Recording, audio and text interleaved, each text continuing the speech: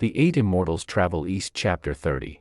Imagine ascending to a state of just pure divine perfection. You know, you've mastered the cosmos, you've completely conquered death, Right. you've shed all your mortal flaws, and you basically secured your place in eternal paradise. Ultimate goal. Yeah, exactly. And then you sit down to play a relaxing board game, only to have your mentor publicly roast you Oh, yeah. for a 6-month drinking binge and this disastrous, highly embarrassing romantic obsession. I mean, it really shatters that pristine mountaintop illusion we usually associate with spiritual enlightenment. It completely dismantles the idea that eternity is just, endless, serene meditation. The divine landscape we are exploring today is actually crowded, it's complicated, and surprisingly petty. Which makes it absolutely perfect for us. We are speaking directly to you, the listener, our resident learner who just loves to really get into the weeds, gain thorough knowledge, and hunt for those perspective-shifting aha moments without getting bogged down in all the academic jargon. Yeah, we're skipping the dry stuff today. We really are. Today we're exploring an excerpt from Chapter 30 of the classic Chinese text, Journey to the East. Right, which is known in its original context as Danyuji. On the surface, this excerpt, it reads like a simple slice-of-life story about two legendary Taoist immortals, Zhongli Quan and Lu Dongbin, just sitting down to play chess. But our mission today is to uncover how this super casual board game basically transforms into a profound, high-stakes philosophical debate. It really does. We are talking about human flaws, the violent mechanics of cosmic destiny, and, honestly, the ultimate moral dilemma of whether to step in and save a world in crisis or just sit back and watch it burn. The escalation in this single chapter is just incredible. I mean, we move from gossipy banter to literal geopolitical warfare Yeah. and the fundamental ethics of divine intervention in a matter of pages. It happened so fast because, well, what blows my mind from the jump is the setting. They are on Penglai Island, which is essentially mythological paradise. Right, the absolute peak of existence. And they just finished a literal miracle, right? They helped someone named Han Jiangzi achieve immortality.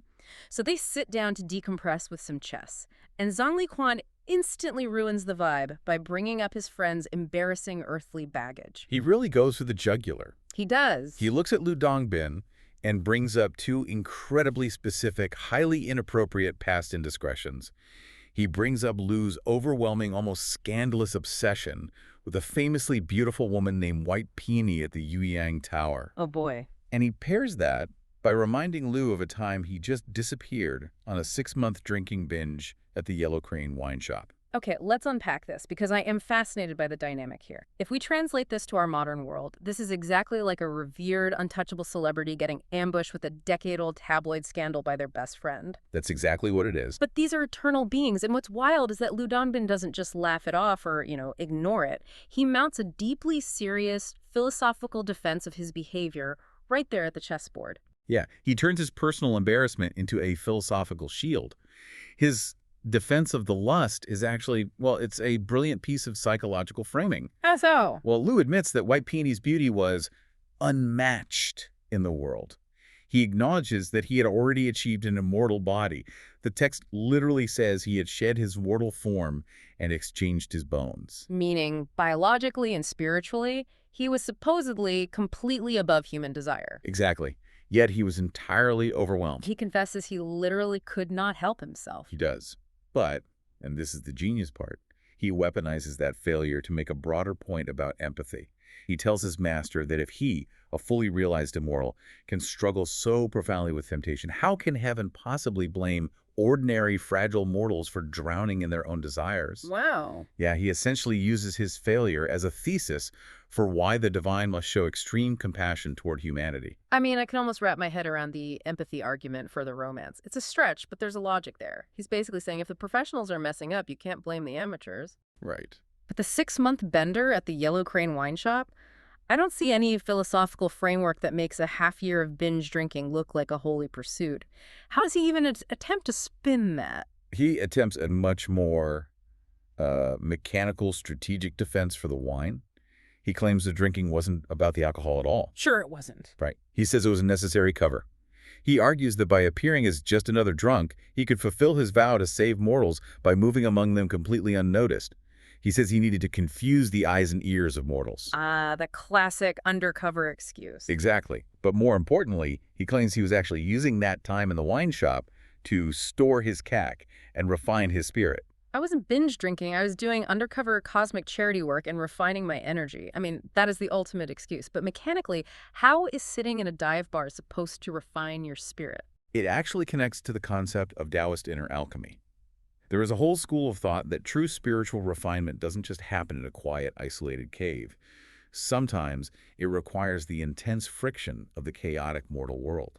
Wait, really? Yeah, the idea is that maintaining your internal energy, your Gabordial, while surrounded by the absolute chaos, noise, and temptation of a crowded tavern, acts like, well, resistance training for the soul. So he's arguing he was stress testing his immortality. Exactly A that. spiritual resistance gym. Amazing. Except Zhongli Quan doesn't buy a single word of it. Not even a little bit. No, he just laughs in his face.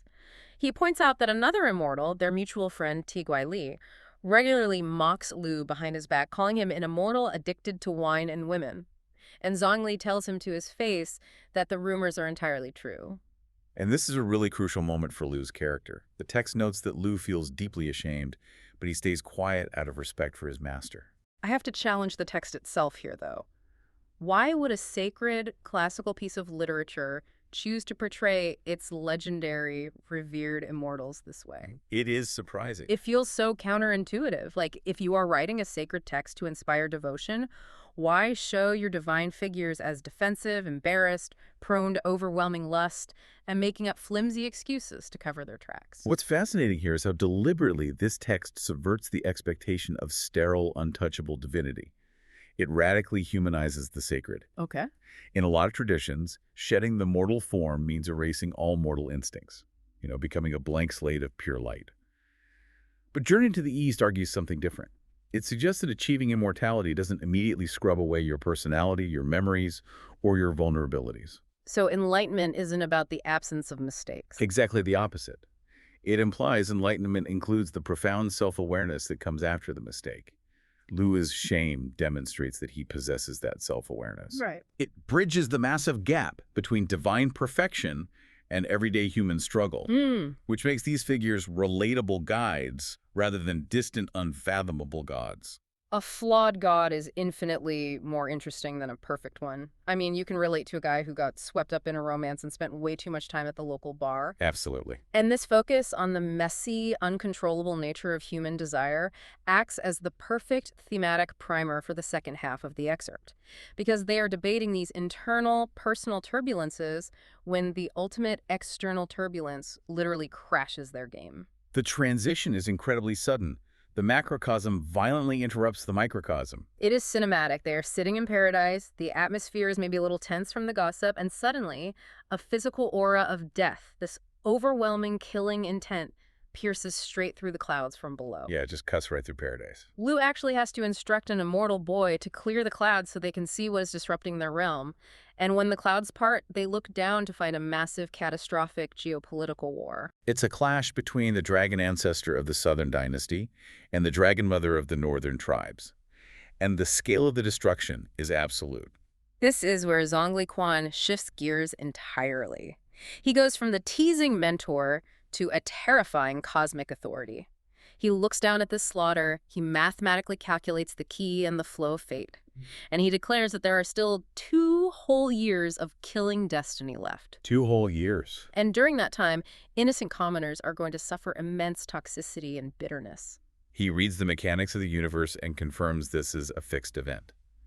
Naturally, Liu Dongbin wants to know the outcome, so Zhongli explains the combatants. He designates the Dragon Mother as a monster. Right. She has stepped out of her cosmic bounds. She is actively rebelling against heaven. The Dragon Ancestor, however, is not a monster.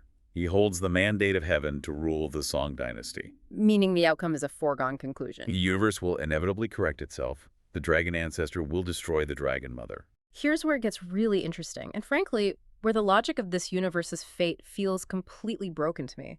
I need to challenge this mechanism. Go for it. If the Dragon Ancestor holds the mandate of heaven, meaning the cosmos has fundamentally, structurally guaranteed his victory, Right?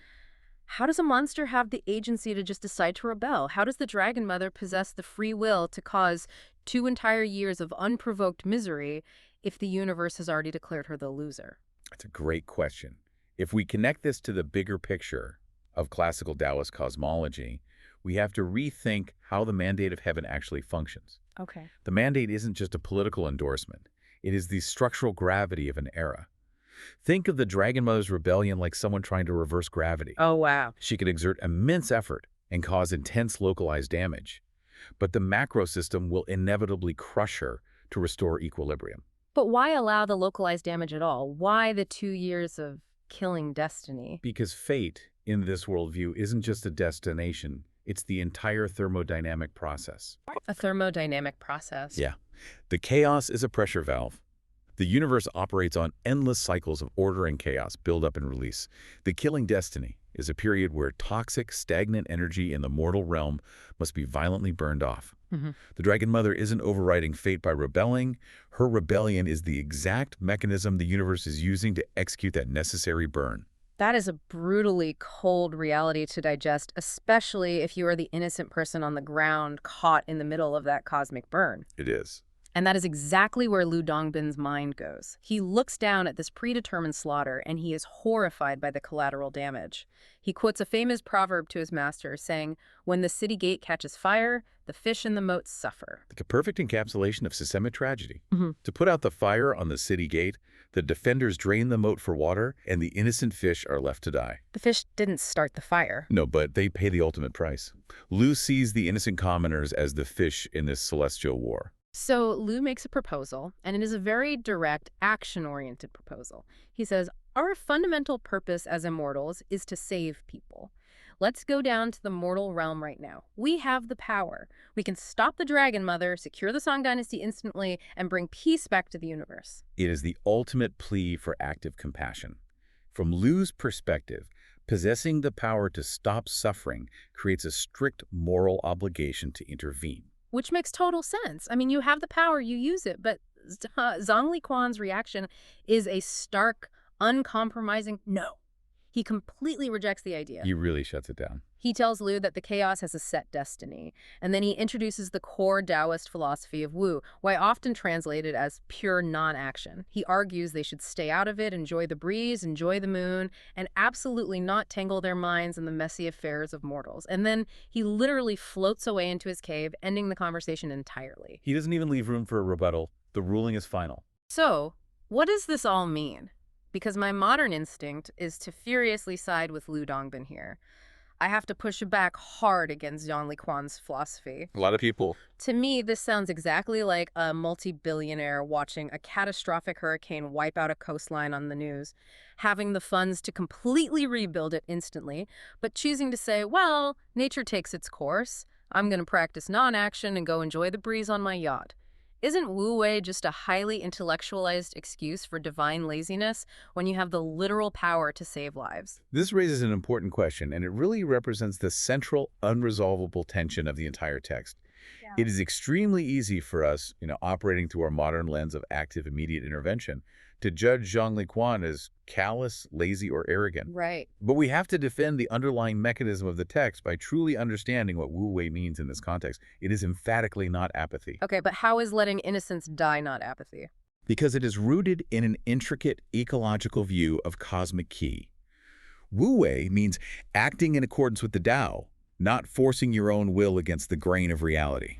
Remember that killing destiny we discussed? The predetermined 2-year burn? That thermodynamic pressure valve burning off toxic energy? If Zhongli and Lu fly down and obliterate the Dragon Mother on day 1, they are artificially altering the flow of the universe. They are cutting that necessary burn short. Okay. In Taoist cosmology, if you suppress that pressure valve, the toxic energy doesn't just disappear, it gets trapped in the system. Oh. Meaning it builds up somewhere else? Exactly. It builds up invisibly and will eventually detonate in a much greater, far more catastrophic imbalance later on. It's the ultimate butterfly effect. Wow. By forcefully suppressing a small forest fire because you want to save a few trees today, you inadvertently create the overgrown, dry conditions for a massive, unstoppable inferno that burns down the entire forest a decade later. So by stepping back, Zhongli Quan is exhibiting a terrifying level of cosmic trust. Terrifying is the right word. He trusts the brutal, long-term architecture of the universe, more than he trusts his own immediate emotional desire to fix things. The text sets up this brilliant contrast. You have Lu Dongbin's active, fiery, human-centric compassion on one side. And on the other? On the other, you have Zhongli Quan's cold, detached, systemic, cosmic trust. That completely flips the billionaire analogy on its head. It's not about hoarding the money out of greed. It's about possessing the horrifying knowledge that giving the money will somehow directly cause a worse disaster down the line because you disrupted a necessary economic or ecological collapse.